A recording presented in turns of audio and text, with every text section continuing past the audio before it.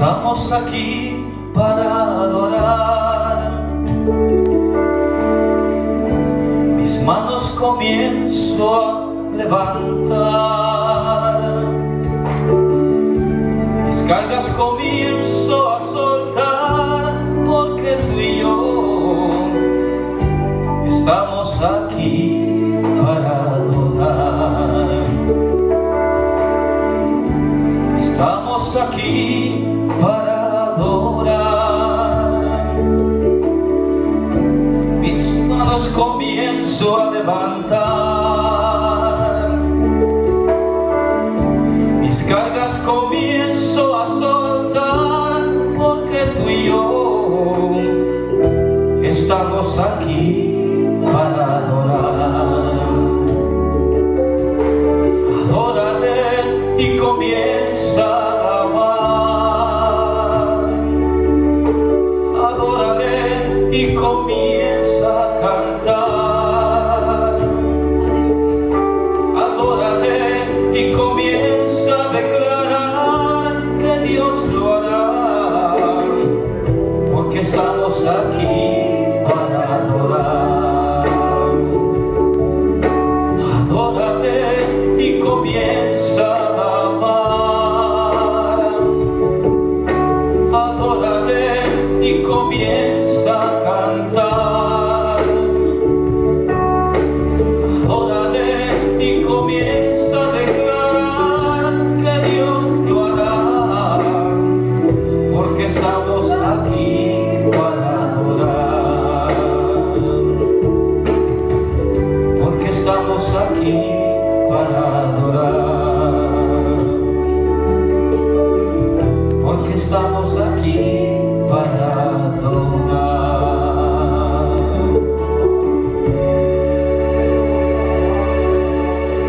Alabado sea el nombre del Señor.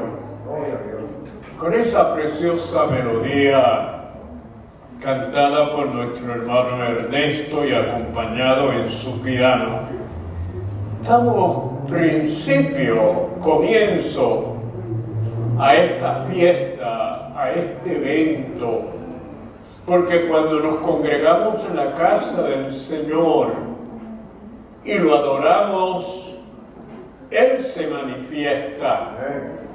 Y la manifestación de Dios es una necesidad en el ser humano. Es indispensable, es urgente el que podamos sentir y recibir de Dios en nuestras vidas. La situación de los conflictos que hay en el mundo, como está la humanidad desesperada y muchos angustiados, enfermos, con distintas situaciones, mayormente se debe a que no buscan a Dios, a que no se acercan a un templo para recibir el mensaje, la enseñanza de la palabra del Señor. En esta hora saludamos a los hermanos que se han esforzado, se han sacrificado y han llegado a la casa del Señor, esperando que otros también se puedan esforzar y puedan llegar y con nosotros compartir la bendición del Señor. Saludamos a esa audiencia que tan amablemente nos está escuchando. Realmente nos sentimos agradecidos del Señor y de los que nos prestan su atención, los que nos escuchan y nos ven, los que sacan tiempo para dilatarse o detenerse y poder recibir de parte del Señor. Hoy vamos a estudiar sobre la comunidad en el reino del Señor. bien sea la iglesia, cómo la iglesia debe y puede ser para agradar a Dios y cumplir con la misión. La verdad central es que la comunión de la iglesia es la comunión del reino. El comunicarnos, el compartir, el estar juntos en el sentido de aquello que concierne a la obra del Señor. El versículo clave en Mateos capítulo 18, el versículo 15. Por tanto, si tu hermano peca contra ti, ve y repréndele estando tú y él solos. Si te oyere, has ganado a tu hermano. La porción bíblica que vamos a estudiar se encuentra en Mateos capítulo 18, desde el versículo 1 y 4, 15, 16, versículos 23, 24 y del 27 al 30. En aquel tiempo, los discípulos vinieron a Jesús diciendo: ¿quién es el mayor en el reino de los cielos? Y llamando Jesús a los niños, puso en medio de ellos. Y dijo: de cierto os digo, que si no os volvéis y hacéis como niños, no entraréis en el reino de los cielos. Así que cualquiera que se humille como este niño, ese es el mayor en el reino de Dios. Por tanto, si tu hermano peca contra ti, ve y repréndele estando tú y él solos.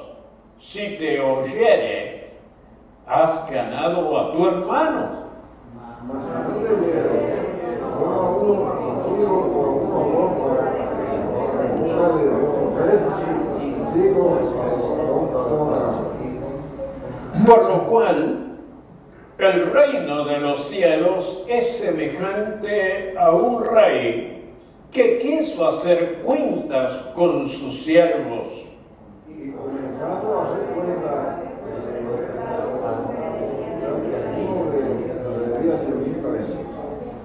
El Señor de aquel siervo, movido a misericordia, le soltó y le perdonó la deuda.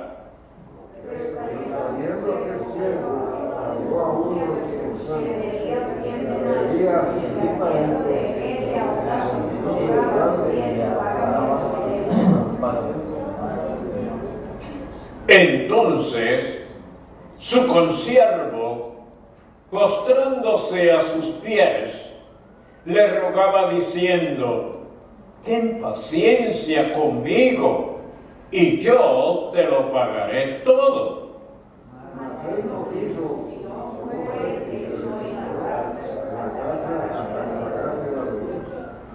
Entonces, llamándole su señor, le dijo: siervo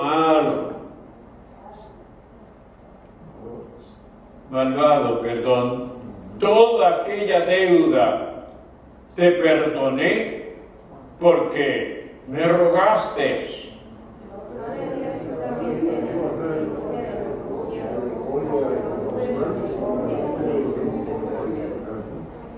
Entonces su señor, enojado, le entregó a los verdugos hasta que pagase todo lo que debía. Así también mi Padre Celestial hará con vosotros si no perdonáis de todo corazón cada uno a su hermano sus ofensas. Padre, te damos gracias en esta hora por este privilegio tan grande de poder haber llegado al templo. Señor, y dedicarte nuestras vidas, nuestro cuerpo, alma y espíritu. Consagrarlos, Señor, nuestros pensamientos, nuestros sentimientos, todo lo traemos al altar y te lo presentamos porque sentimos un agradecimiento grande por lo mucho y lo bueno que de ti hemos recibido en esta hora. Oh Señor, te damos gracias por habernos hecho parte de tu reino que has estado estableciendo en la tierra a través de la iglesia. Oh Señor, permítenos como tú quieres y deseas que podamos tratarnos, que podamos comunicarnos, que podamos, Señor, reconocer que somos tus hijos, tú eres nuestro Padre y nosotros somos hermanos. Bendice la etnología, los hermanos que nos van Señor, a presentar estos cánticos. Bendice, Señor, la audiencia que estará escuchando y que desean también ellos ser parte de tu reino. Bendice a nuestro hermano que va a exponer el estudio, Señor. Únquele y úsale para tu gloria y para tu honra. Gracias, Padre, en el nombre de Jesús. Amén, Señor, y amén.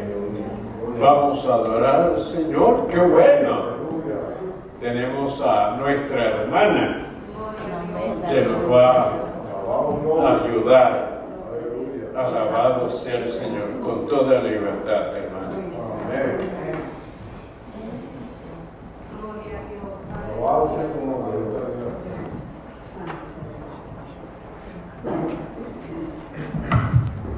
Hermanos, que el Señor les bendiga. Amén. Que el Señor les bendiga más. Amén. La gloria a Dios. Bendito sea el nombre de Jehová. Santo eres. Pues en esta hora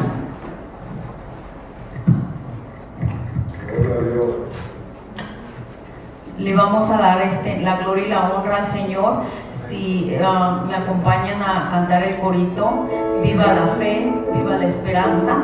Aleluya, cuánto le agradecemos al Señor, ¿verdad? Que tenemos un día más de vida, gloria a Dios. Como decía el pastor, cuánta gente, cuánta crisis no hay alrededor del mundo, no importa las clases sociales, sea alta, sea de middle class o low class, todo es lo mismo, ¿verdad? Donde quiera escuchamos, donde quiera vemos que pues las personas están desesperadas, no encuentran un refugio, y el refugio es Cristo cuando uno obedece al Señor. Aleluya. Estamos listos. Viva la fe, viva la esperanza, viva el amor. Gloria a Dios. Viva la fe, viva la esperanza, viva el amor. Aleluya. Viva la fe, viva la esperanza, viva el amor. Viva la fe, viva la esperanza, viva el amor. Que viva Cristo, que viva Cristo, que viva el Rey. Que viva Cristo, que viva Cristo.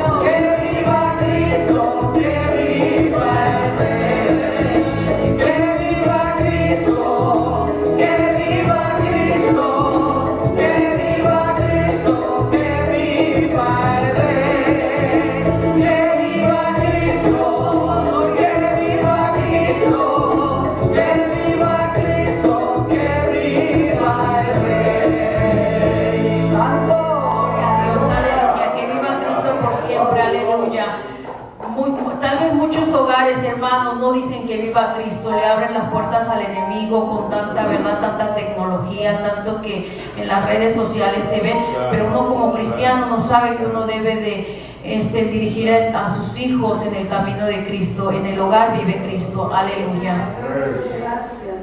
Ahora vamos a leer la palabra en el Salmo 36, cuando todos lo tengan me contestan con un amén, si se pueden poner de pie para reverencia a Dios, aleluya.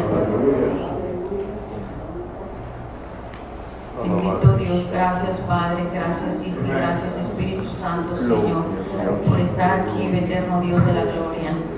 Santo eres.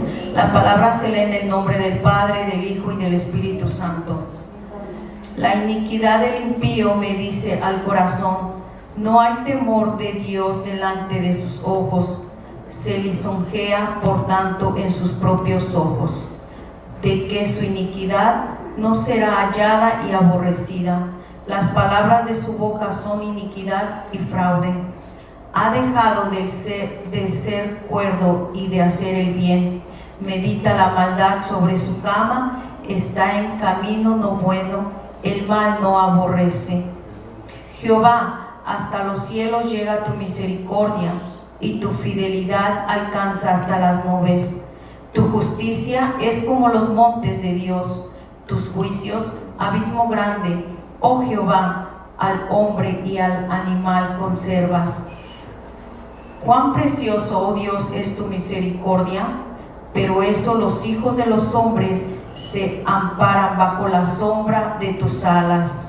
Serán completamente saciados de la grosura de tu casa, y tú los abrevarás del torrente de tus delicias, porque contigo está el manantial de la vida, en tu luz veremos la luz.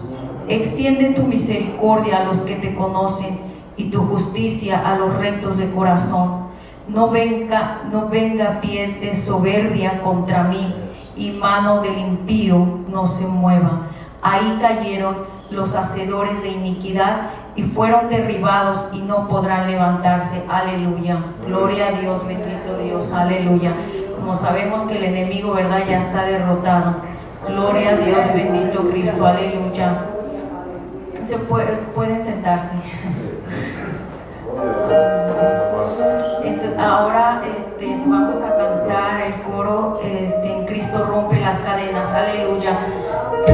¿Cuántos han roto las cadenas del Señor? Aleluya. Gloria a Dios. Gloria, gloria a Dios. Cristo rompe las cadenas. Cristo rompe las cadenas. Cristo rompe las cadenas y nos da seguridad. ¿Cómo es posible yo vivir sin mi Jesús? Si el fundamento de mi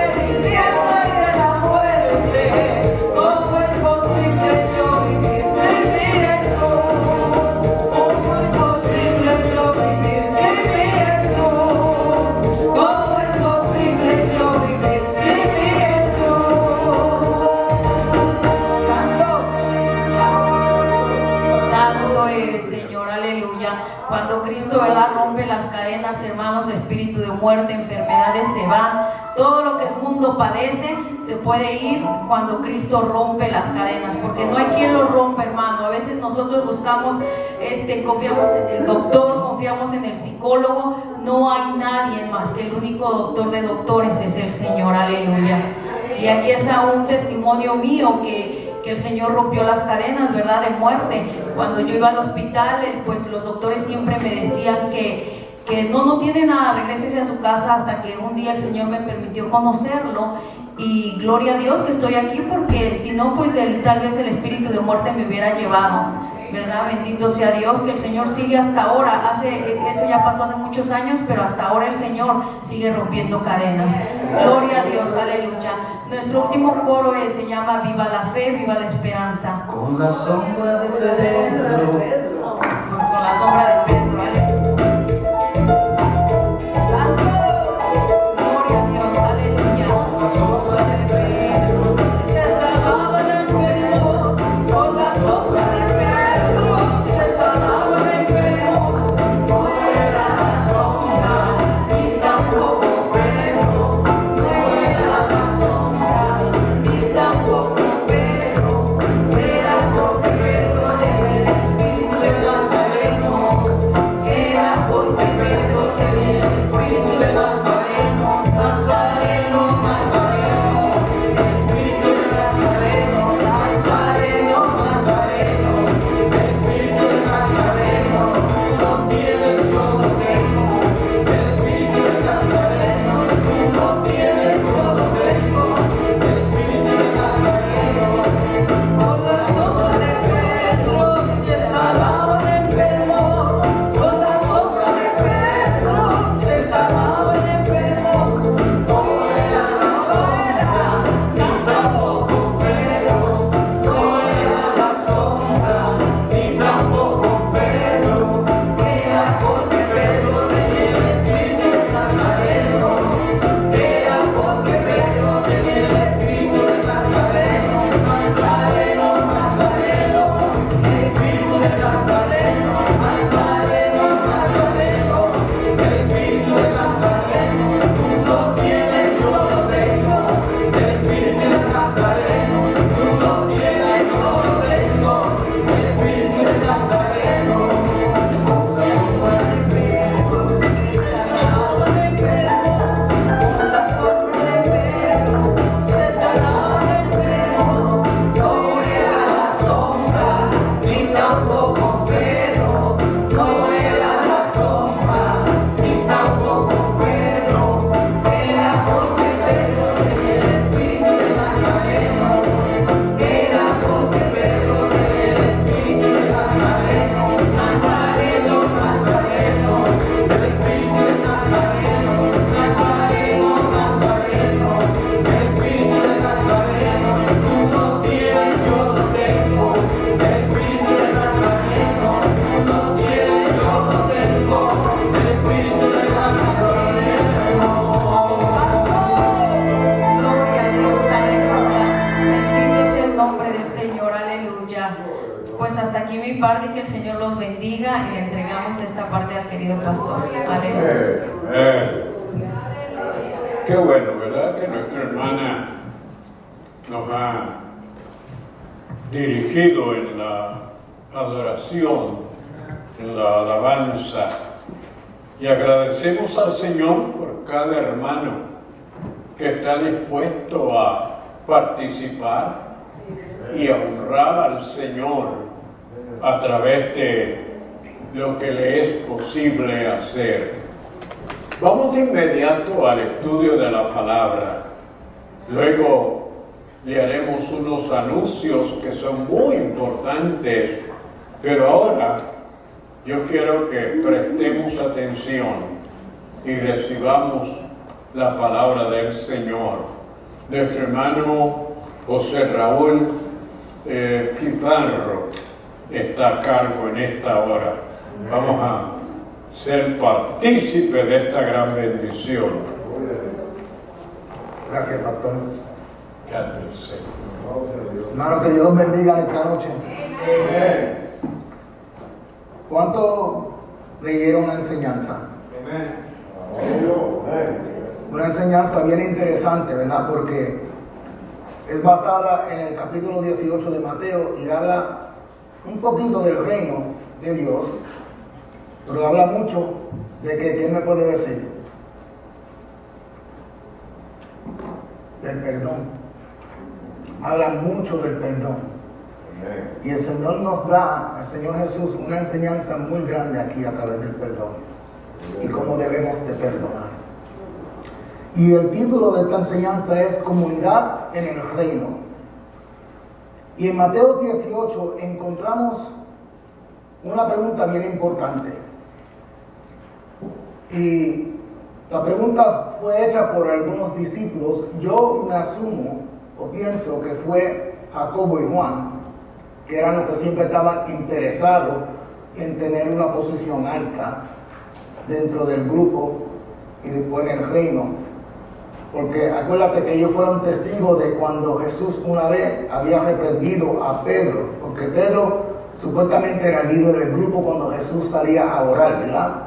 Porque era Pedro que siempre daba la cara por el grupo. Entonces, al ellos ver que Jesús había reprendido a Pedro, no fue tanto a Pedro, a Satanás, porque Satanás estaba usando a Pedro cuando Pedro trató de imponerse de que Jesús no llegara, ¿verdad? Que no fuera entregado, ¿verdad? Ellos dijeron, espérate, ya este bajo de lista, al último de la lista, pues nosotros podemos asumir una posición más alta, porque mandaron hasta la madre ando de Jesús, ¿verdad? Que si sus hijos se podían sentar uno a la diestra y uno a la izquierda.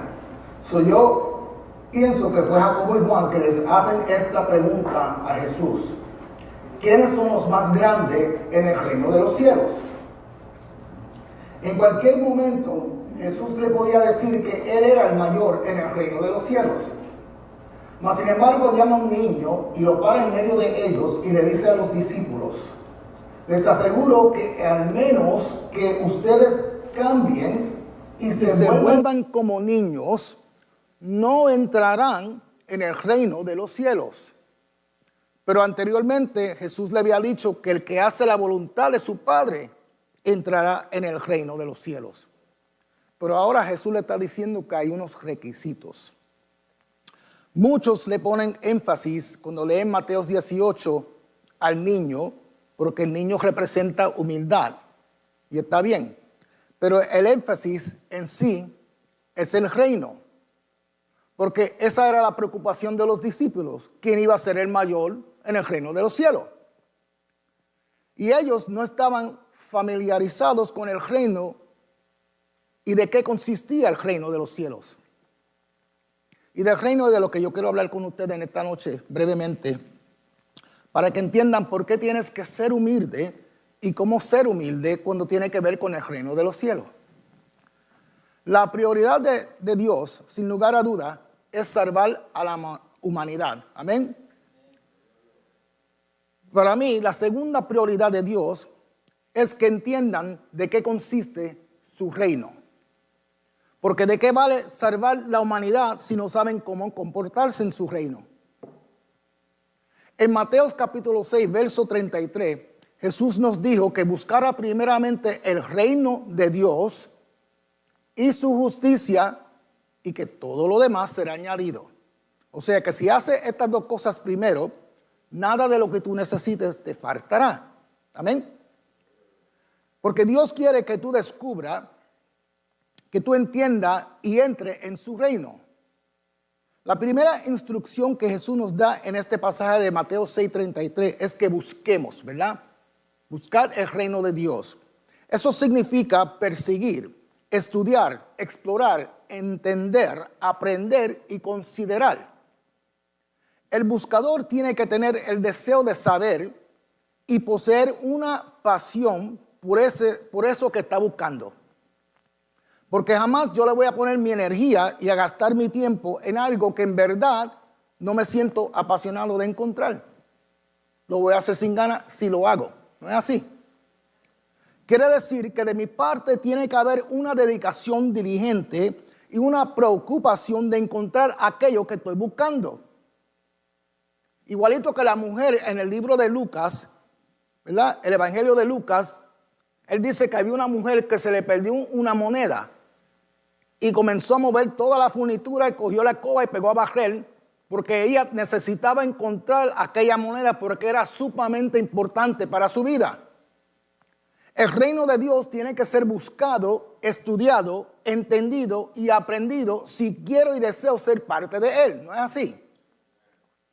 Una de las prioridades del creyente debe ser buscar el reino de Dios sobre todo, de darle valor a esa búsqueda.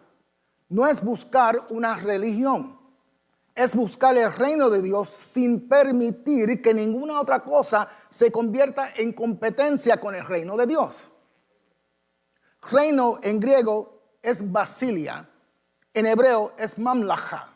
En las dos formas significa lo mismo, significa o quiere decir dominio.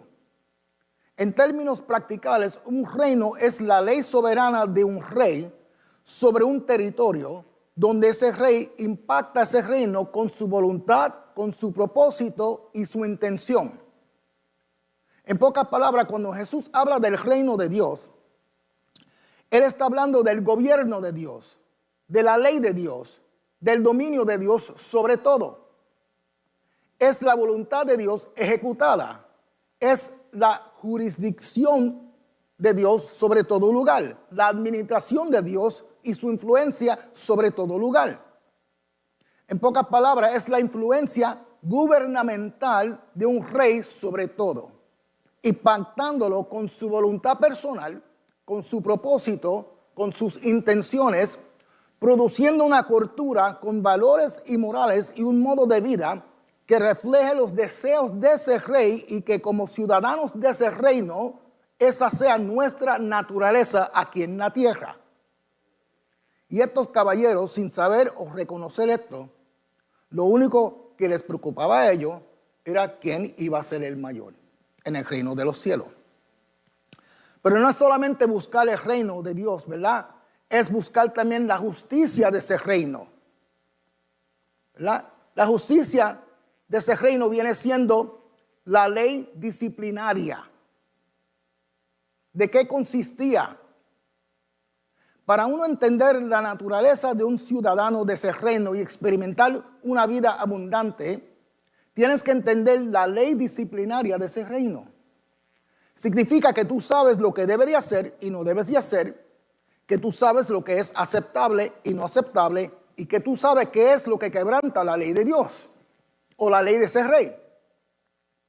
Ser un ciudadano justo de ese reino es andar de acuerdo a la autoridad de ese rey y tener una relación con ese rey que ejecuta toda la autoridad. Es vivir de acuerdo a los principios de ese rey y cumplir con los requisitos de su autoridad. Y Jesús llama a un niño y se los pone de frente de los discípulos y le dice, Él le quiere enseñar a ellos, ¿verdad?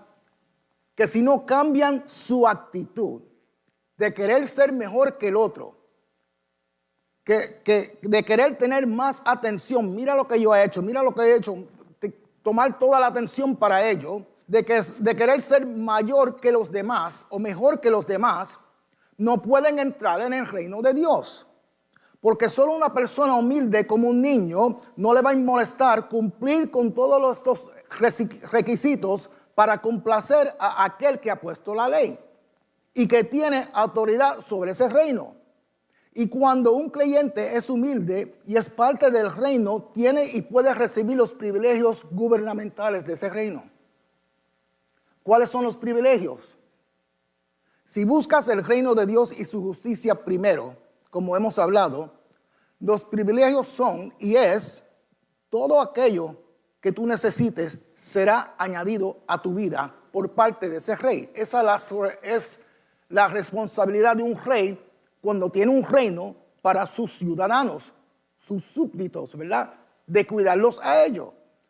Entonces Jesús, que es el rey del reino que nosotros le pertenecemos, ¿verdad? Nos cuida a nosotros, tienes varios privilegios para nosotros como ciudadanos de su reino. En formas como las necesidades físicas, necesidades sociales, necesidades emocionales, psicológicas, financieras, la necesidad de seguridad, de ser valorado y tener propósito en el reino de Dios. Porque el plan de Dios para el hombre era de extender su reino, su gobierno, aquí en la tierra. Por eso nos hizo a su imagen y semejanza, para que nosotros representáramos a ese rey aquí en la tierra. Y lo digo a través de un principio que encontré en la Biblia que muchos hemos leído. Génesis 1:28. Sean fructíferos y multiplíquense, llenen la tierra y domínenla. ¿Cómo lo vamos a hacer? A través de la influencia y cultura del cielo aquí en la tierra, en la forma que podamos representar la naturaleza, los valores y las morales de Dios aquí en la tierra. Por eso fue que nos hizo a su imagen y semejanza, porque estamos supuestos a ser ¿qué? Un linaje escogido, real sacerdocio, nación santa, pueblo que le pertenece a Dios, a Jesús, al Rey que tiene toda autoridad y lo gobierna todo. Amén. Pero los discípulos no estaban interesados en eso, sino en quién iba a ser el más grande o el mayor, porque habían malinterpretado los valores del reino. Y Jesús dice, tú quieres ser el mayor, tú quieres ser el más grande, tú quieres el rango más alto, tú quieres tener poder. Cambia tu forma de pensar, cambia tu forma de actuar, cambia esa actitud de egoísmo. Humíllate como un niño y será el más grande en el cielo. Y los discípulos todavía, aún andando con Jesús, vivían en una forma ejemplificando a los fariseos. Antes de Jesús comenzar su ministerio, todo lo que ellos habían aprendido, lo habían aprendido de los fariseos en la sinagoga cada día de reposo. ¿No es así? Fíjate que ellos andaban con el rey y querían ser más grande que el rey. Querían ser más grande que Jesús. Porque si ya habían establecido que Jesús era el Cristo, que Jesús era el Hijo de Dios, 2 capítulos antes, Mateo 16:16, ¿cómo le van a preguntar quién es el más grande? Y por eso Jesús dirige ahora la conversación a él mismo, al más grande. Y Jesús le dice, el que recibe uno de estos niños, me recibe a mí. ¿Quién es él? El más grande. Jesús quería enseñarle que la humildad es el fundamento sobre el cual se construyen todas las demás virtudes espirituales y refleja un sentido de dependencia de Dios. Igual que los niños dependen de sus padres en sus hogares, el Padre Celestial que tenemos se deleita en que nosotros dependamos de Él. El que recibe un niño, dice Jesús, como este en mi nombre, me recibe a mí. Pero si uno hace pecar a uno de estos pequeños que creen en mí, más valdría que murieran ahogados. En pocas palabras, Él dice, más vale que se amarren una piedra de molino sobre el cuello y se tiren en el mar, ¿verdad? Que murieran ahogados. Esa era la práctica de la pena capital, lo que le llamamos en los Estados Unidos the death sentence. Era algo que practicaban los de Siria, los griegos y los egipcios. Jesús le advirtió a los creyentes maduros que evitara hacer tropezar a otros creyentes que no eran tan maduros, que eran recién convertidos, que estaban comenzando su jornada con el Señor, pero que también tuvieran cuidado si hacen a un creyente maduro pecar, porque todos tenemos debilidades. Y le deja saber que es un severo castigo que se espera a aquel que actúe de esa manera. Y fíjate, el castigo lo decide Dios, porque cada persona es individual y es diferente. Este ejemplo de Jesús es para que la iglesia entienda el peligro extremo del pecado. Nuestra responsabilidad es tratarnos unos a otros con respeto, con humildad y con amor. Si Dios que está en los cielos te valora a ti tanto, que te llama a tu hijo, te llama a tu hija, ¿cómo yo no darte el mismo valor? ¿O soy yo mejor que Dios? Más nunca. No debemos menospreciar a otros. Él dice, prestan atención, tengan cuidado de no despreciar, de no degradar, de no tratar con desinterés, de no ignorar, de no tomar en cuenta o tener en bajo a uno de mis hijos, dice Jesús. Aún Pablo le dijo lo mismo a Timoteo. Primera de Timoteo, capítulo 4, verso 12. Pablo le dice que nadie te menosprecie por ser joven. Al contrario, que los creyentes vean en ti un ejemplo de seguir en la manera de hablar, en la conducta, en amor, en fe y pureza. La palabra nos dice que menospreciar es un pecado. Proverbios 14:21 dice, es un pecado despreciar al prójimo, dichoso el que se compadece de los pobres. Así que cuidémonos nosotros, incluyéndome yo, que no despreciemos a otros porque pensemos que no saben nada y que venga el Señor y se los lleve a ellos y nosotros los quedemos porque lo sabemos todo. Proverbios 11:12 dice, y te lo voy a explicar en formas diferentes para que vea la profundidad que hay en este verso. Proverbios 11:12. El falto de juicio o el que carece de entendimiento desprecia o menosprecia a su prójimo, pero el entendido o el prudente calla o refrena su lengua. Tenemos que tener cuidado cómo le hablamos a otros. Yo sé que hay algunos, si somos honestos, hay gente que nos cansan, hay gente que nos hacen subir como la temperatura, pero si tú eres más maduro, hay formas en cómo lidiar con los asuntos porque ellos ni siquiera se dan de cuenta de lo que están haciendo. Filipenses capítulo 2, versos 3 al 5 nos dice, no hagan nada por egoísmo o vanidad, más bien con humildad, considerando a los demás como superiores a ustedes mismos. Cada uno debe velar no solo por sus propios intereses, sino también por los intereses de los demás. Y dice, la actitud de ustedes debe de ser como la de Cristo Jesús. Porque hay cosas en cada creyente, grandes y pequeños, maduros y no maduros, o sea, en niños todavía, ¿verdad? Los recién convertidos. Pero en cada uno de los hijos y hijas de Dios hay cosas dignas de alabanza. Si tienes entendimiento, eso es digno de alabanza. Si tienes sabiduría, eso es digno de alabanza. Si estás ejerciendo los ministerios que Dios te ha dado, eso es digno de alabanza. Si tienes amor, si tienes alegría, si tienes paz, paciencia, amabilidad, bondad, fidelidad, humildad o dominio propio, tienes el fruto del Espíritu Santo y eso es digno de alabanza. Pero es digno de alabanza para Dios porque todo lo que sabemos, todo lo que tenemos, todo lo que somos es por la gracia de Dios. Amén. Porque Dios las preparó para nosotros ante de mano y todos tenemos la imagen y semejanza de Dios. Por eso es que Jesús dice, ay de aquel que hace uno de estos pequeños pecar, porque si le haces daño a él o le haces daño a ella, me está haciendo daño a mí, dice Jesús. Entonces él toma aquel niño y dice que no menosprecien a uno de estos pequeños, porque les digo que en el cielo los ángeles de ellos contemplan siempre el rostro de mi Padre Celestial. That's deep. Dios tiene un cuidado especial por ti y por aquellos que se desvían. Tú tienes a un ángel y a veces son ángeles dependiendo de la situación que se encargan de ti.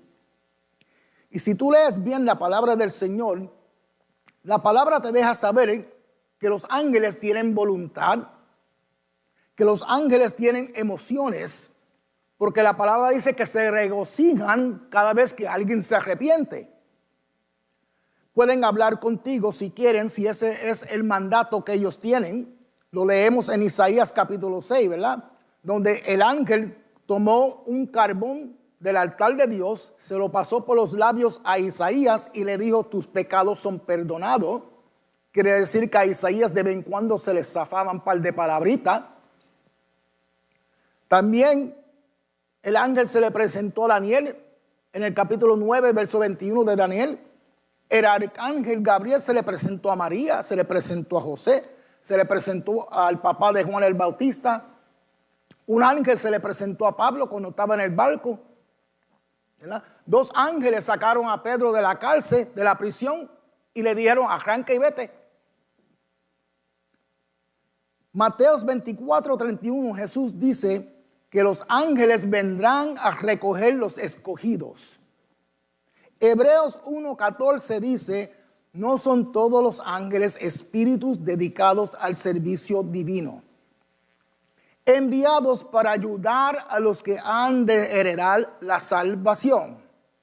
Y hay un sinnúmero de pasajes más, pero lo que quiero que entienda es que el Señor tiene un ángel que está encargado de ayudarte. De que tú lo veas o no lo veas, o que lo escuche o no lo escuche, es otra cosa. Pero a veces puede ser una persona, fíjate. Eso no lo digo yo, eso lo dijo la palabra de Dios. Hebreos 13, capítulo 13, versos 1 y 2. Dice, sigan amándose unos a otros fraternalmente.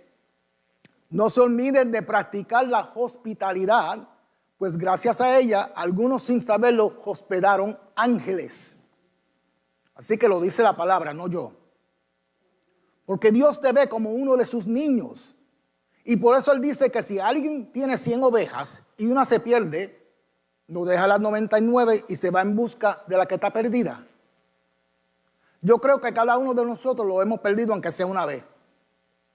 Yo me he perdido un sinnúmero de veces, buscando una dirección, buscando un lugar, buscando dónde comer, porque me gusta comer, pero me he perdido. Y cuando alguien se pierde, yo creo que ustedes se pueden poner de acuerdo conmigo, cuando alguien se pierde como que se desespera, ¿verdad? Como que te da ansiedad de solo pensar si encontrarás el lugar o el camino que está buscando. Ahora imagínate a un hermano o una hermana que se extravíe o se salga de los caminos del Señor. Ese hermano o esa hermana se siente perdida porque conoce la verdad, pero por razones en las cuales solo esa persona y Dios conocen, esa persona decidió apartarse, decidió alejarse, decidió seguir su propio camino. Pero durante el tiempo que esa persona está pasando por esa separación del resto de las ovejas, del resto de los hermanos, esa persona sin lugar a duda va a pasar por ansiedad, va a pasar por desesperación, va a pasar por dolores espirituales y un sinnúmero de consecuencias más. Ahora, la enseñanza usa a un pastor de ejemplo para buscar la oveja perdida. Pero la responsabilidad es de cada hombre y de cada mujer que son parte del cuerpo de Cristo. Porque Dios nos ha dado la responsabilidad de cuidarnos unos a otros. ¿Qué fue lo que Caín le respondió a Dios cuando Dios lo llamó a cuenta por lo que le había hecho el hermano Abel? Caín le dice a Dios, ¿acaso soy yo el que debe de cuidar a mi hermano? Sí eres tú, sí soy yo, sí somos nosotros. Es nuestra responsabilidad como hijos de Dios de cuidar de nosotros mismos. Hebreos capítulo 3, verso 13 al 14 dice, mientras dure ese hoy, hablando de este día, anímense unos a otros cada día, para que ninguno de ustedes se endurezca por el engaño del pecado. Hemos llegado a tener parte con Cristo con tal que retengamos firme hasta el fin la confianza que tuvimos en el principio. Dios no quiere que nadie se pierda. Segunda de Pedro, capítulo 3, verso 9 dice, el Señor no tarda en cumplir su promesa, según entienden algunos la tardanza. Más bien, Él tiene paciencia con ustedes porque no quiere que nadie perezca, sino que todos se arrepientan. Y hermanos, es en la iglesia donde vamos a aprender estructura. Cómo se comporta un verdadero hijo o hija de Dios. Y a veces duele, porque somos humanos y aún estando en la iglesia vamos a cometer errores hasta que vayamos creciendo, hasta que vayamos madurando espiritualmente. Igual que cuando niños en nuestros hogares, ¿verdad? Tienen que aprender cómo comportarse, cómo no comportarse. Jesús también nos da los pasos necesarios para que su iglesia se mantenga fuerte y efectiva. Jesús sabía que habría conflicto dentro de la familia de Dios. porque somos humanos, pero somos una comunidad. En todas comunidades hay gente diferente, personas diferentes, con diferentes caracteres. Algunos más maduros que otros. No todos tenemos la misma espiritualidad, pero todos tenemos imperfecciones. Por eso Jesús nos da 4 pasos en cómo tratar con los conflictos en la iglesia para resolverlos en una manera que beneficia a cada individuo y mantenga la unidad y la paz en la iglesia local. Él dice, si tu hermano peca contra ti, y esto es delicado, ¿verdad? Esto es bien delicado. Si tu hermano peca contra ti, y estamos dando la enseñanza de acuerdo a lo que Jesús dice, otra vez, es delicado, y si alguien se atreve a pensar que yo estoy diciendo algo erróneo, pues está diciendo que Jesús está mal, porque te estoy dando exactamente palabra a palabra lo que Jesús dice. Si tu hermano peca contra ti, en primer lugar, dice Jesús, ve a él o a ella a solas y hazle ver su falta. Lo que pasa es que muchos dan la vuelta y dicen, yo no me quiero meter en eso. Pero están pecando. Porque si tú dices vivir a través de la palabra del Señor, el Señor te está diciendo, ve a él o a ellas a solas y hazle ver su falta. Quiere decir que alguien ha cometido un pecado dirigido contra ti o contra otra persona. Pero alguien que se presume que es un creyente está cometiendo una acción de pecado. Aún Pablo en Gálatas 6:1 habla de cuando uno es sorprendido de una falta. Dice, vosotros que son espirituales, restaurarle con espíritu de mansedumbre, considerándote a ti mismo, no sea que tú también seas tentado. O sea, considera cómo lo va a hacer, con amor, con respeto y con humildad. Nos quiere decir que las personas dentro de la iglesia, cuando cometen pecado, tratan de hacerlo en una manera oculta. Como le dije, esta parte es delicada y sensitiva. Y espero que los que estemos aquí sean maduros y entiendan lo que el Señor nos quiere enseñar a través de su enseñanza. Pero por eso Pablo dice que cuando son sorprendidos, o sea que esa persona no pensaba a ser descubierta, no pensaba que alguien lo iba a saber, pero ¿qué pasa? ¿Qué hace el pecado? El pecado siempre oscurece nuestro entendimiento. Y tal persona cree que su pecado nunca será descubierto, pero Jesús nos dice lo contrario. Jesús dice que no hay nada oculto que no salga a la luz. Que lo que se diga en secreto se gritará de las azoteas. Nos deja saber que la luz todo lo revela. Tú sabes, en los salones grandes, lo que se llama en inglés chandeliers, que son unas lámparas bien grandes de cristal. En los salones grandes de conferencias, en los hoteles, que tienen muchos guindalejos de cristales, se llaman prismas, ¿verdad? En inglés se llaman prisms. Dentro de esas prismas de cristal, entre más delicado y caro es el cristal, dentro de esas prismas hay unas luces que cuando, dependiendo en el poder de la luz, cuando le da, refleja esos colores por las paredes del salón. Así es el poder de la luz de Jesús, que cuando el poder de su luz le da a su palabra y tú lees su palabra te muestra a ti lo que está haciendo bien, lo que no está haciendo bien. Entonces, cuando un creyente peca, el pecado encegueza su corazón y piensa que nadie se va a enterar. Pero ¿qué puede hacer un creyente si por alguna razón descubre a un hermano, a una hermana en pecado o con una falta? Y no estoy diciendo que nuestro deber es irnos detrás de los hermanos espiando. Eso también es pecado. Son cosas, estamos hablando de cosas que ocurren sin premeditarlas. Otra vez, repito que Jesús dijo que todo saldrá a la luz. Todo, el americano tiene un proverbio, ¿verdad? In due time. In due time. Todo es cuestión de tiempo. Y a su tiempo, si es usted que descubre a un hermano o a una hermana en una falta, ¿qué debes de hacer? Esa es la enseñanza de hoy. Eso es lo que Jesús nos quiere enseñar. ¿Qué debes de hacer? La intención o el propósito de la iglesia, o a lo menos de esta iglesia, la iglesia El Buen Pastor, nunca ha sido el propósito de ocultar el pecado de nadie.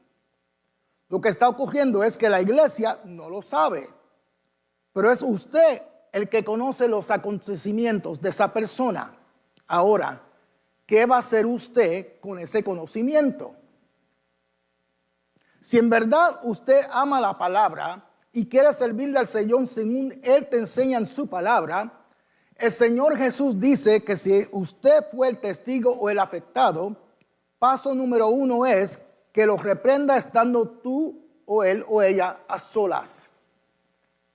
Porque es usted el que sabe las cosas y la primera persona con quien debes de hablar es con la persona que cometió el pecado. Hablar directamente con esa persona. Acuérdense que ninguno de nosotros somos inmunes al pecado. Le puede pasar a cualquiera de nosotros. Nosotros no queremos pecar. Nuestra intención es servirle al Señor, amar al Señor, amar a nuestro prójimo y andar en la verdad. Todos tenemos el anhelo de hacer las cosas correctas de acuerdo a la palabra de Dios. Pero como no somos perfectos y no hemos sido glorificados todavía, podemos fallar. Cuando usted falta o cuando usted falla, vamos a decirlo así, cuando usted falla, esto es una pregunta retórica para que nadie conteste, pero ¿qué le gustaría que ocurriera? Para que piensen en esa pregunta, par de segundos. Si usted falla, ¿qué le gustaría que ocurriera? Yo le voy a dar un par de opciones. Prefería que la persona que tiene conocimiento de tu falta comience a contárselo a todo el mundo en la iglesia, todo lo que ocurrió contigo. O prefiere que esa persona viniera directamente a usted y le dijera, hermano o hermana, yo le vi en tal situación y para mí como que eso no está correcto. Pero vengo porque el Señor le está dando la oportunidad para que la aproveche y esto no lo vuelva a hacer. Y yo le quiero decir a ustedes en esta noche, si alguna vez ustedes me ven a mí en una falla, alguna vez o algún día, en cualquier momento, que vengan y me lo digan. Si es verdad lo que ustedes me dicen, a mí no me puede estar malo, ni me va a estar malo. Le voy a dar las gracias, es más, le voy a pedir que oren por mí. Ahora, sí me voy a sentir mal si sé que usted comenzó a contárselo a todo el mundo, menos a mí.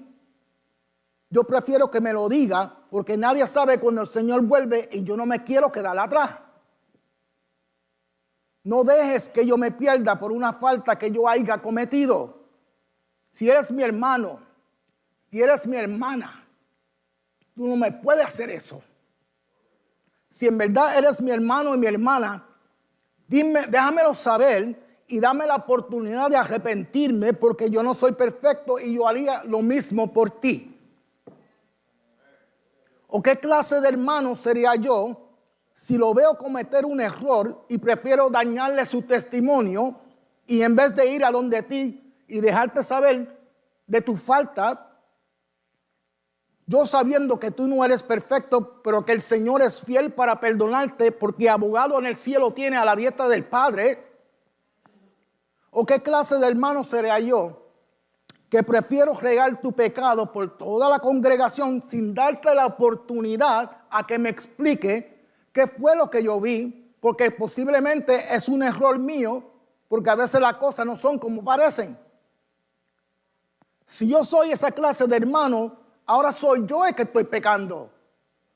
Soy yo el que estoy desobedeciendo porque no estoy haciendo las cosas de acuerdo a como Jesús me dice en Mateo 18, verso 15. No es ir a donde el pastor primero. Eso piensa todo el mundo. El pastor va a estar siempre. Pero la carga no debe de ser solo del pastor. Eso fue lo que pasó con Moisés, que todo el santo día estaba lidiando con las quejas de todo el pueblo hasta que el suegro le dijo, tú tienes que buscar y compartir esta carga para que entonces el Señor continúe usándote y haciendo contigo lo que Él quiere hacer. Esa carga de lidiar con pecados, fíjate, el Señor aquí en su palabra, el Señor Jesús la está compartiendo con todos nosotros.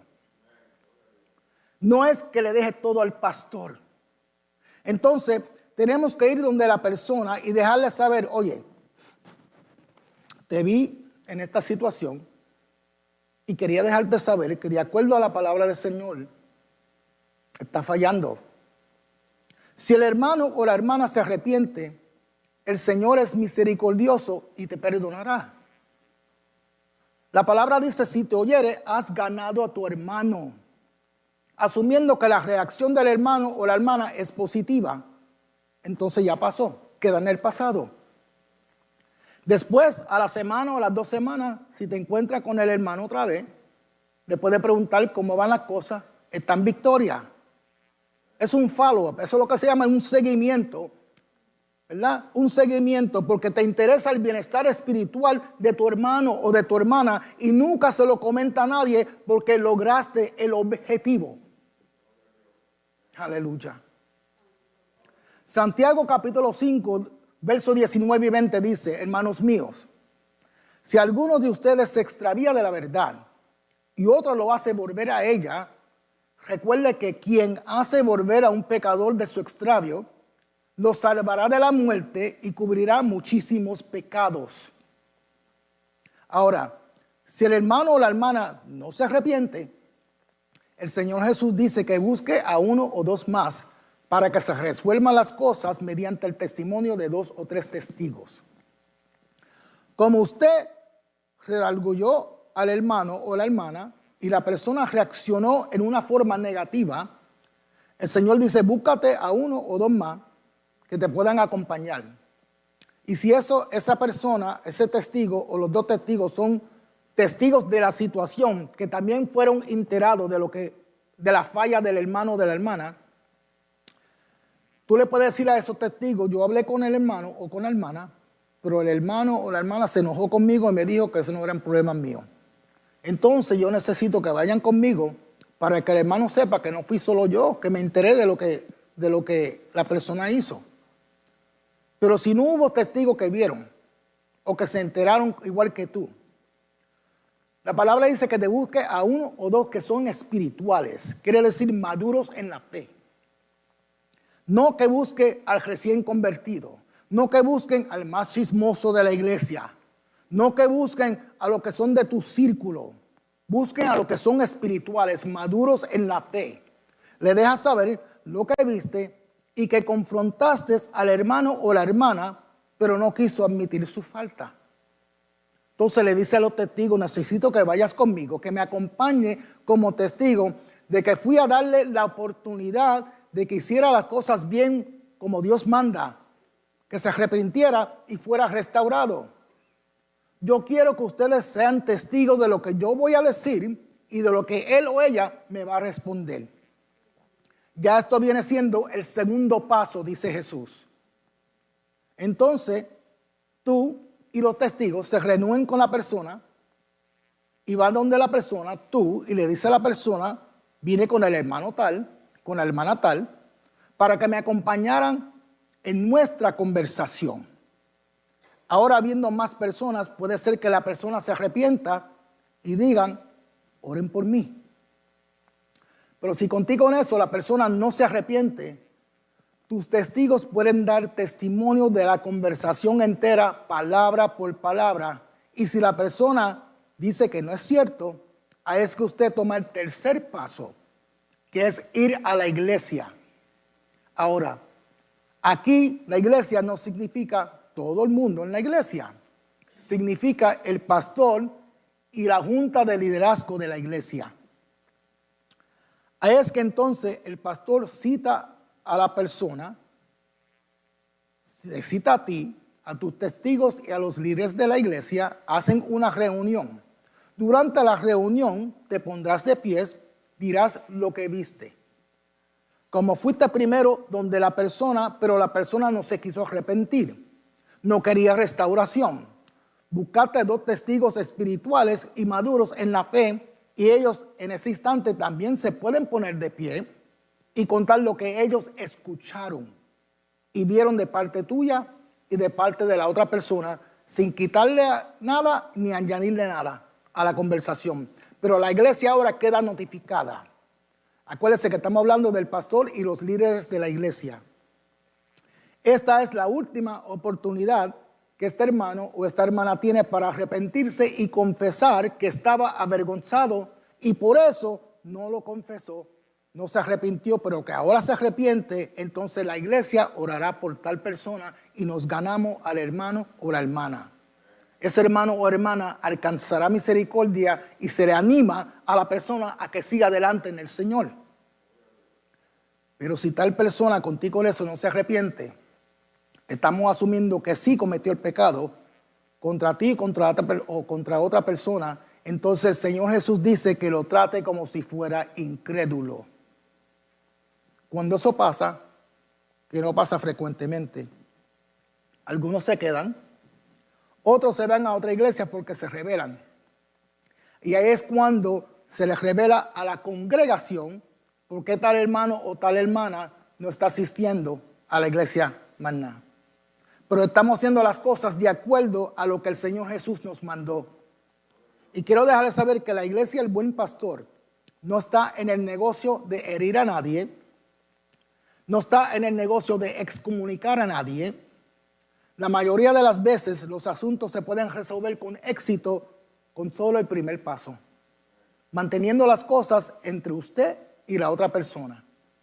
Y de esta manera los pequeños a quienes se refiere Jesús se pueden discipular tiernamente y aprenderán a practicar o a participar en la comunidad de la iglesia de una manera saludable y significativa. El pastor siempre me ha enseñado a mí que nosotros hacemos las cosas de acuerdo a la palabra del Señor, porque estamos en el negocio de restaurar vidas, como lo hacía Jesús. Acuérdense que si eres el ofendido, si eres el ofensor, y alguien te dice algo, si eres uno o el otro, de cualquier manera, las cosas hechas con humildad, con respeto, en el amor de Cristo, salen bien. Y el amor nos irrita y tampoco guarda rencor. Y así mantendremos una iglesia unida. Porque así es que fortalecemos la confianza de los hermanos en el Señor. Hay que perdonar, mis hermanos. Hay que perdonar. Simplemente porque ve una persona en falla no quiere decir que ya tú no le puedes hablar a esa persona, no te sientas al lado de esa persona, ¿no? Hay que perdonar. El perdón es la clave de nuestra salvación. Así de fácil es. El perdón es la clave de nuestra salvación. ¿Dónde estuviéramos nosotros si Jesús no hubiera pagado el precio para que nosotros fuéramos perdonados? Todavía en el tiempo de Jesús, porque todavía Jesús no había ido a la cruz, los discípulos no entendían esto. Por eso Pedro le hace esta pregunta a Jesús: ¿cuántas veces tengo que perdonar a mi hermano que peca contra mí? ¿Hasta 7 veces? No fue hasta 7 veces, no, hasta 7 veces. Y Jesús le dice: no te digo hasta 7 veces, pero 70 veces 7. Esta fue de parte de Pedro una oferta generosa. Porque yo creo que poco o si no nadie ofrecería perdonar a alguien 7 veces. Te voy a poner un ejemplo. Y voy a usar el hermano Ernesto. Imagínate que el hermano Ernesto tenga un negocio de venta. Él me ponga a mí como el mayordomo de su negocio, como el encargado de su negocio. Y al fin de la semana, el hermano Ernesto, como el dueño del negocio, viene a sacar cuenta, a ver cuánto se vendió, cuánto queda, a sacar inventario, ¿verdad? Pero se da de cuenta de que falta, de que yo le robé, pero él me perdona. La segunda semana viene el dueño del negocio otra vez, el hermano Ernesto, y se da de cuenta que otra vez pequé contra él, le robé, pero él me perdona. La tercera semana viene el hermano Ernesto a sacar cuenta otra vez, y otra vez le robé, pero él me perdona.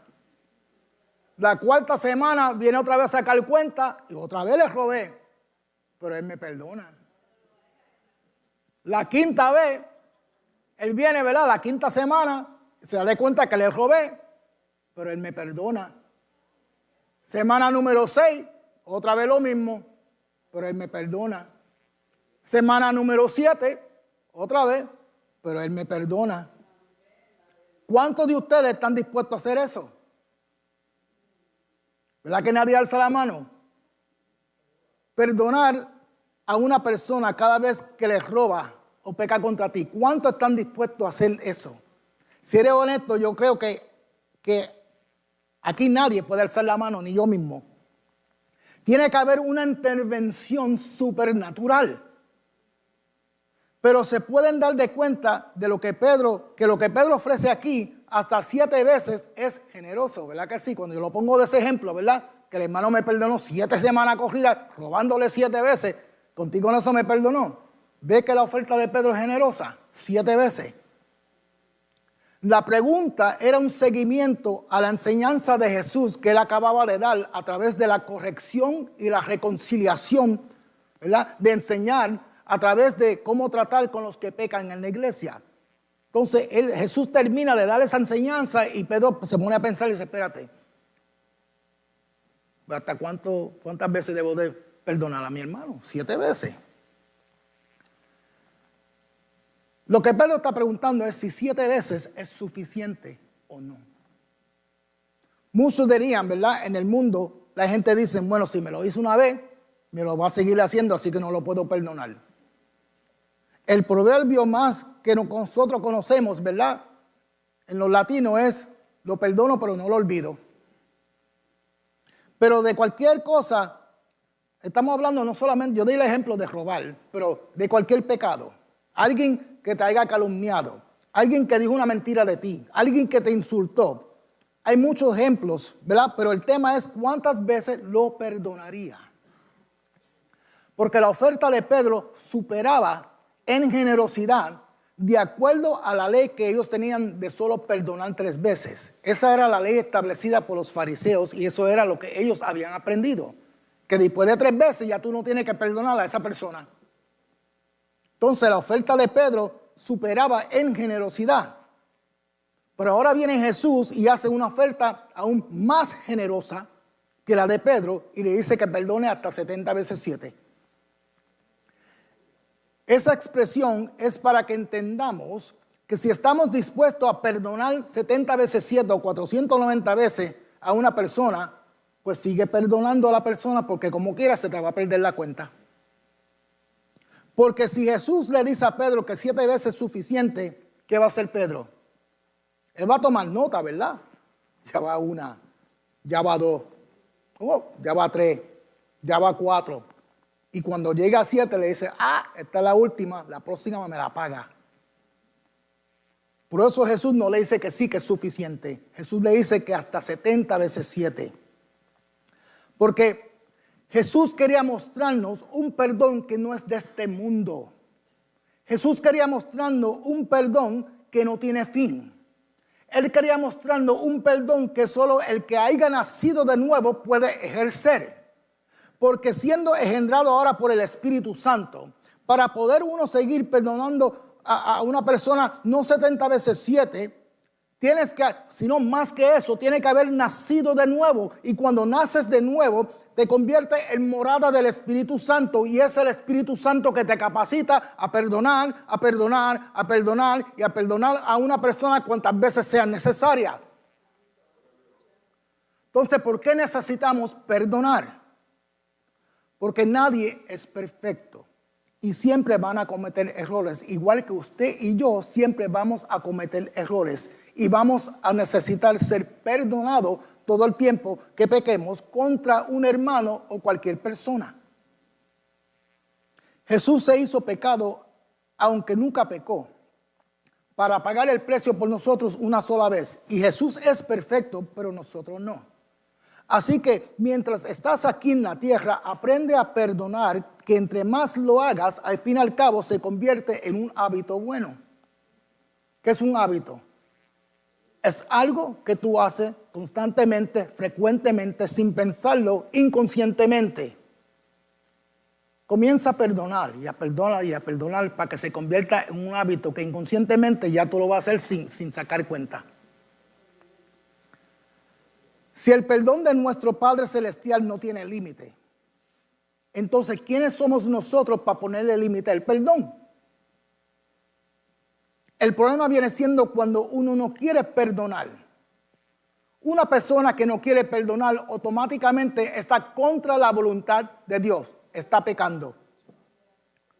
El Señor nos dice, si tú no sabes tratar al que peca contra ti, con paciencia y con misericordia, según yo ha sido y ha tratado contigo, Él dice que tú eres un siervo malvado. El capítulo 18 de Mateo, del 23 en adelante, verso 23 en adelante, habla de un rey. Yo no tengo tiempo para darte la historia completa. Pero el Señor dice que si tú no sabes perdonar, como tú has sido perdonado, que tú eres un siervo malvado. O sea, tú puedes decir, yo soy un cristiano, pero si no sabes perdonar, no hay espacio para ti en el reino de Dios, pues más crea que está dentro del reino ya. Jesús lo dijo. ¿Cuántas veces tú le has dicho a una persona que lo perdona, pero por dentro dice, pero me la debe? Es porque en verdad no lo has perdonado y todavía está llevando la cuenta. Por eso Jesús le dice a Pedro este número 70 veces 7. Porque el que no perdona se queda atrapado en el pasado. Y tú no puedes ver las cosas lindas y buenas y grandes que el Señor tiene delante de ti, mirando los asuntos que dejaste atrás en el pasado. La falta de no perdonar muestra egoísmo de su parte. Es mostrar una actitud rebelde y conlleva graves consecuencias espirituales. Pero gracias a Dios que Él tuvo misericordia de nosotros y que nos da misericordia nueva cada día. Por eso yo me esfuerzo en entender a Dios. Yo me esfuerzo en conocerlo cada día más. Por eso yo lo alabo, porque solo Él pudo restaurarme y sacarme de aquella vida putificada que yo vivía. Solo Dios pudo sacarme del pozo de la desesperación. Solo Dios pudo sacarme del lodo cenagoso. Porque Dios se deleita en bendecirme, porque Él puso mis pies sobre la roca. Yo no sé si ustedes lo sabían, pero Dios se deleita en bendecirte. Dios se deleita en bendecir a aquellos que lo quieren conocer, a aquellos que lo quieren comprender, a aquellos que lo quieren buscar, a esos que se esmeran en vivir de acuerdo a como Dios ha establecido cómo se debe de vivir en su reino extendido aquí en la tierra. Mira lo que dice en Jeremías capítulo 9, verso 24. Este es Dios hablando.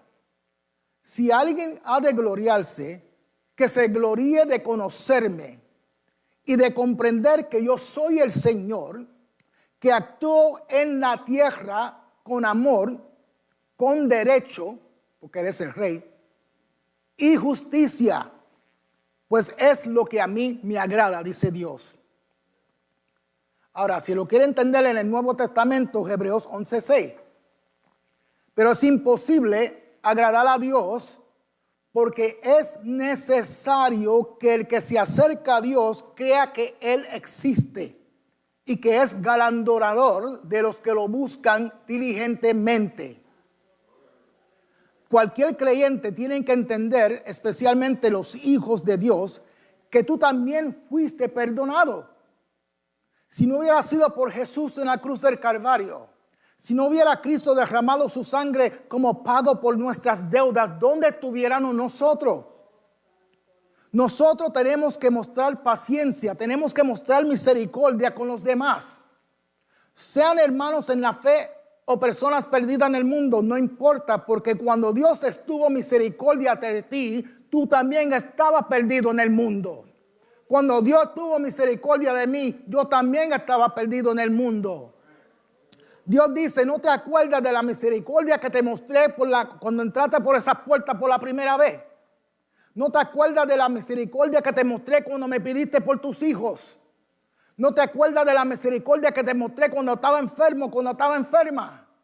¿No te acuerdas de la misericordia que te mostré cuando estaba arrastrado en la calle? ¿Cómo te atreves a pensar que eres mejor que aquel que se sienta a tu lado o que aquel que está en el mundo?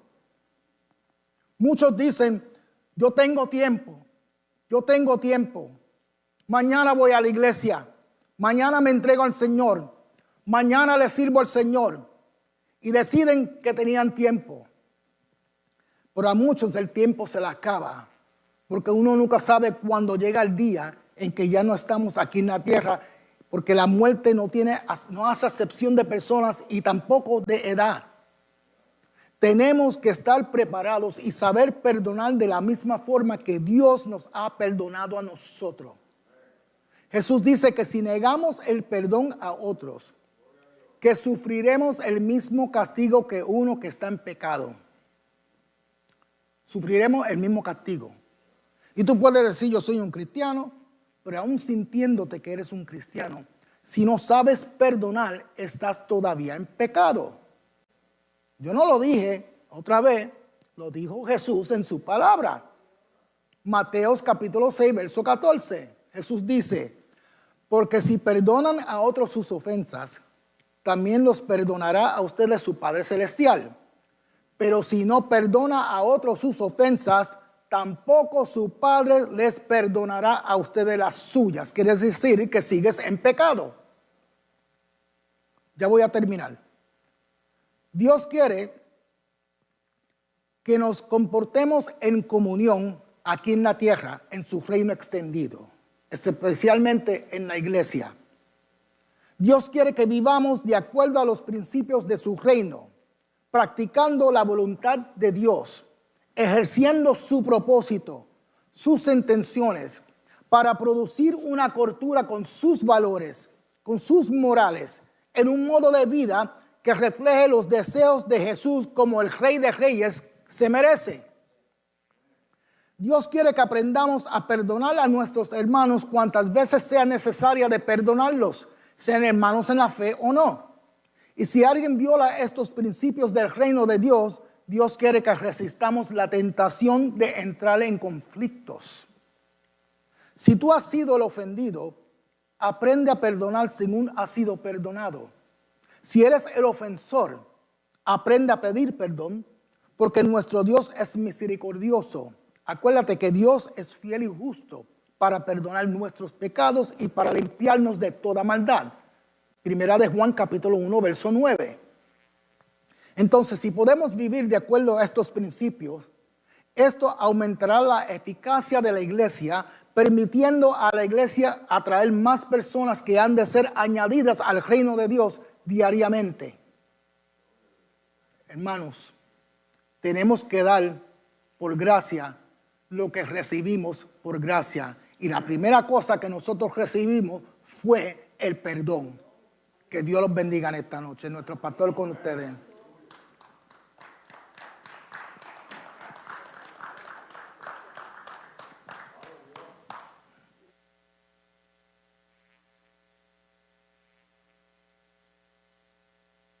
Alabado sea el Señor. Qué bueno es ser parte de la iglesia de Jesucristo, porque en ella existe una ética, una conducta, pero también el modo de cómo mantener esa conducta, esa ética, y le provee a la iglesia el método, la forma. Ayúdenos el Señor a poder comprender que debemos de tener cierta disposición para ayudar al hermano. Diríamos, indispensable que nos interesemos en cómo puedo ayudar a mi hermano, no a destruir a mi hermano. Es cómo puedo ayudarlo. Y es posible que utilicemos el método que el Señor dio. Si sabes que hay un hermano que ha cometido, primero, si te ha ofendido, si te ha faltado, ir donde Él secretamente. Si el hermano pues se justifica a sí mismo y no quiere admitir que ha cometido la falta, entonces tú busca quien te acompañe, porque la Biblia dice que en boca de 2 testigos es que es válido el testimonio. Pero aún así, puede que la persona no quiera admitir, no quiera reconocer. Entonces sí, hay que hablar con los líderes. Hay que hacerles saber a los líderes que hay una situación, que hay una crisis, porque cuando entre 2 personas en la iglesia no existe la relación de vida, la iglesia total, la iglesia en general sufre, padece. Pero el Señor nos ha provisto el método. No es fácil. No es fácil. Pedro le dijo al Señor: oye, Señor, hay alguien que me está aguijonando. Y yo quiero saber cuántas veces lo voy a perdonar. ¿Hasta dónde va a ser el límite para entonces yo actuar? Porque los egipcios, los griegos y otros más, lo que hacían era que le ponían una piedra al cuello. Le perdonaban 3 veces, pero después de la tercera, una piedra al cuello y para el río, para el lago, que se hundiera. Pedro fue un poquito más generoso y dijo: ¿qué tú crees? Lo perdono 7 veces. Parece que él creía que el Señor le iba a decir: eso es. Pero le dijo 70 veces 7. Tanto el 70 como el 7 son números de perfección. Son indefinidos. Le quiso decir: mientras viva tu hermano, sigue perdonándolo. Sigue perdonándolo. Qué bueno es conocer la verdad, la palabra que nos ayuda. Hemos recibido información, ¿verdad?, de personas que nos han escuchado y están interesados en que los presentemos al Señor. Y desde Cuba, hermanos, recuerde, cuando usted tenga tiempo, ore. Por muchos de estos países, para el creyente se le hace fuerte. Son perseguidos y maltratados. Y hay que orar por ellos y por su familia. De Oklahoma, Ramiro Moreno quiere que su familia sea salva. Qué bueno. Amén. Cuando hay esa disposición. De Argentina, Verónica López quiere y necesita salud. De Perú, Silvia Batista por fortaleza. México, Pedro Hernández tiene una petición especial. Desde Ecuador, desde Ecuador, Martina Rivera, Fíjense ustedes, ella quiere que oremos por los pastores. La situación es que en algunos de los países el líder sea pastor oficialmente instalado o sea un líder que haya estado reuniendo hermanos o personas y enseñándoles, son muy fuertemente perseguidos, como dije, y maltratados. En Cuba, Silvia Duarte, ella quiere ser salva. Ella quiere conocer la verdad y la verdad te la ha libertado. En México, Soledad García también siente carga por sus hijos y nos pide la oración. En Puerto Rico, Madeline de León, ella quiere reconciliarse con el Señor.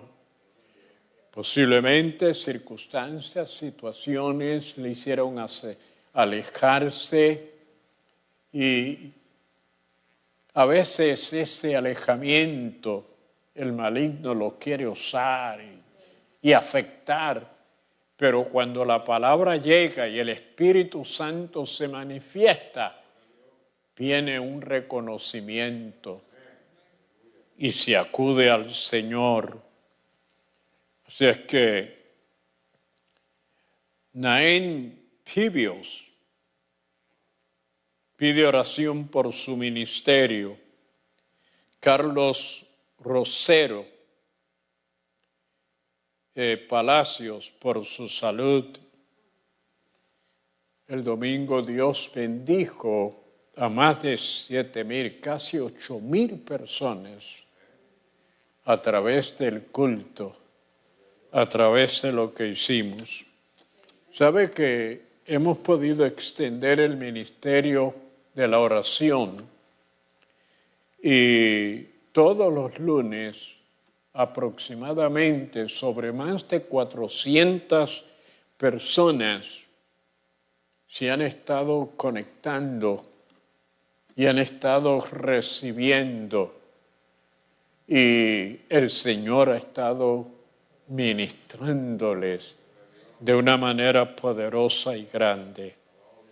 Vamos a orar y después de la oración, manténganse unos minutos porque tengo un anuncio, 2 anuncios que darle, que quiero que, porque es para ustedes, es para la iglesia, por eso voy a orar primero y una vez nos despidamos de las comunicaciones, quiero presentarle los anuncios a ustedes.